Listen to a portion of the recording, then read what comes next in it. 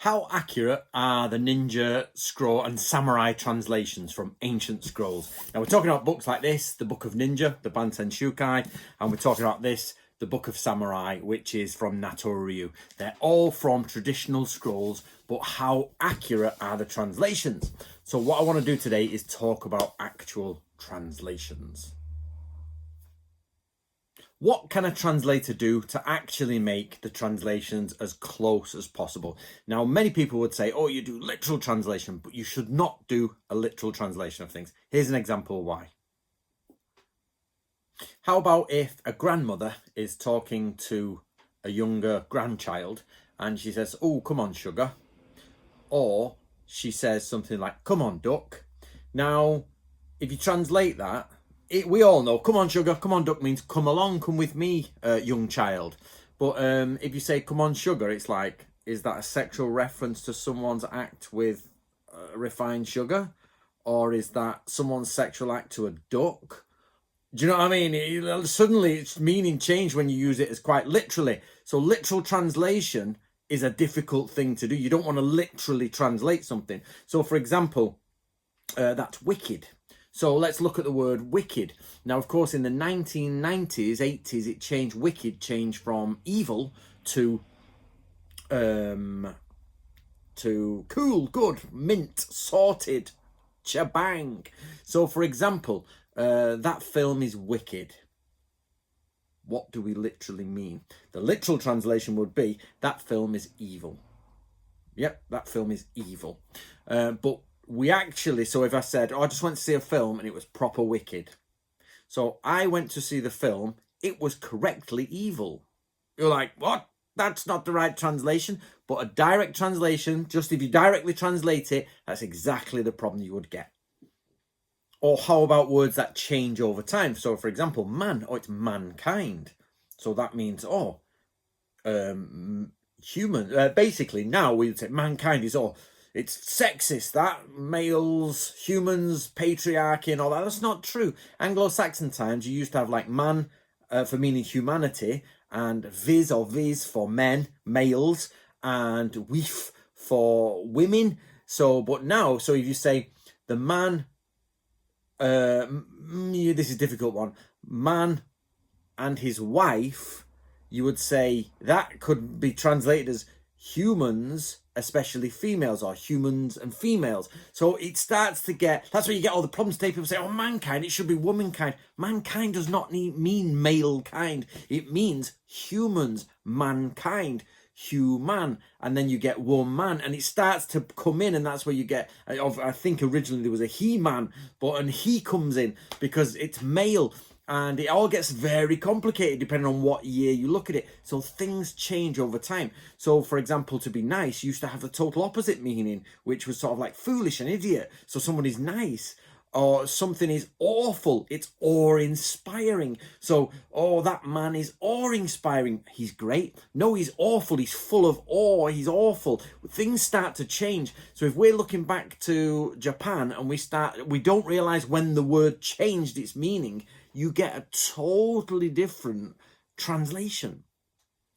In more recent times, we have the word gay. You can watch a film from the 1950s and they had a gay old time. What's the song?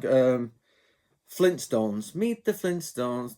They had a gay old time. If I remember the words rightly, it's because it didn't have that meaning. So then now, of course, the homosexual community are like, well, gay is our word. And people say, well, that's queer.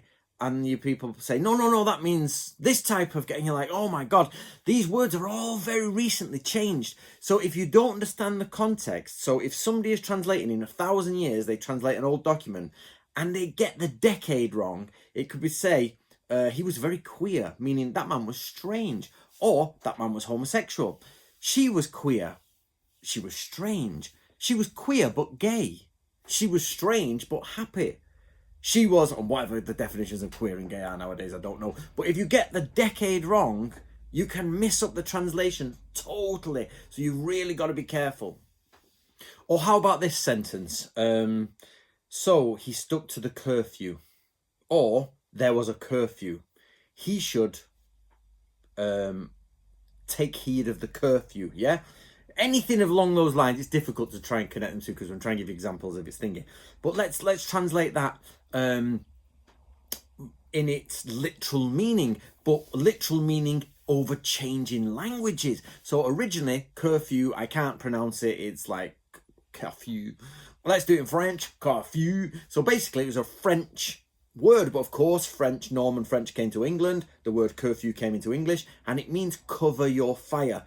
Curfew, and in French, the fire. So basically, you used to get these boiled leather sort of, almost like half jugs that you'd put against your fire because houses were made of wood. So after a certain time in night, you would curfew, you would cover your fire.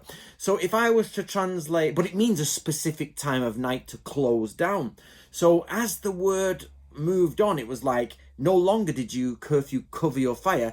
It was to go with the night, the sort of like the rules at night, and therefore you're not allowed out at night. So now if I said he didn't follow the curfew, and I translated that literally, not understanding, because I went, oh, it's French, let's go look at the French. And it said he did not cover his fire. But the actual translation would be he did not return home at the correct time. He did not abide by curfew. He did not cover his fire. He did not return home at the correct time. Two totally different things. In one situation, you've got a man sat there and he didn't put a cover on a fire. In the second situation, the man is outside of the house somewhere else. So if you're going through different languages, so of course this is like the same with Japanese and Chinese when they're using Chinese kanji to mean words that they just added together. Of course, the famous one is from the Bansen Shukai when it's rabbit step, but most likely, and we're only theorizing, it's emperor's step because emperor and rabbit are close to each other in pictographs. So that's and again you get like ideograms, pictographs, some are ideograms, some are pictographs. It all gets very complicated. So what I'm trying to say is, if you try to translate something literally, like one of the examples was from the Shoninki, it was put your sword there and put the fan on, and we translate, and it says put the fan on to create a horizon, and we translated it so it was easy for everyone to get in a T shape. Of course, the original doesn't say T shape because T is the English language, but it was a little bit, it didn't get the point across. Take a plain horizon and place it against the hill. It, like, put your fan in a T shape onto the hill, and you will get something you can view fire across. Translation, the meaning comes across. So in translation, you have to really go for the meaning, but then you go on the slippy slope of, did I get the meaning right? So you've got basically, should you go for direct translation? That can usually does create the wrong translation. Should I go for what I believe it is? Well, in truth, translation is always what you believe it is, but you have to stick as close to the origin as you can. So he covered the fire. Well, it's not curfew because we know that the word is French and we're talking about 20th century England. So therefore, we know that the word has changed over 800 years. This is imagining somebody in the year 3000. And therefore, to the French to cover a fire is probably not realistic a translation. So let's go for the contemporary use of curfew, which is an adopted name into the English language, a not adopted word into the English language, which means to regulate the time you're at night. So probably it means he didn't go out at the correct times at night, or he wasn't in the correct time. Then you have to juggle the grammar around and try and flatten it out so it doesn't seem awkward when you say it. So translations always work like this, guys. So I hope that helps. And the last one is context of other writing. So it's okay to get that sentence, but if it doesn't fit in the context of the writing, then it doesn't work. So for example, it was getting late, and therefore and they'd finished cooking, therefore he abided by curfew.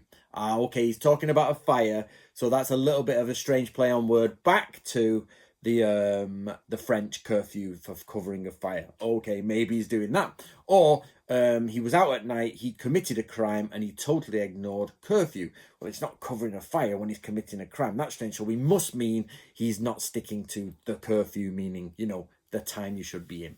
So just remember, guys, when you go through translation, there's been debate over the last 10 years about how close, how not close translations are. But the simple fact is, even if you read something in your own language, so if I read a story in English, I have my own interpretation of that story. If we're doing it through multiple languages and multiple times, sometimes Chinese to Japanese to modern Japanese to English, to try and get an understanding, you have to understand that this is not the exact replica of the original. It's as close as we can possibly get it to it, but then you have to trust the translator. So of course I trust Yoshie very much. He's excellent, and Miyako and the monk and everyone. So there you go, guys. Help me out by getting a copy of those. Of course, this has done very well as a book, and people love this book, and of course people respect this book very well. Not done as much as that one, but it's still bloody good sales. So do get yourself a copy of those, and I hope you enjoy the translation.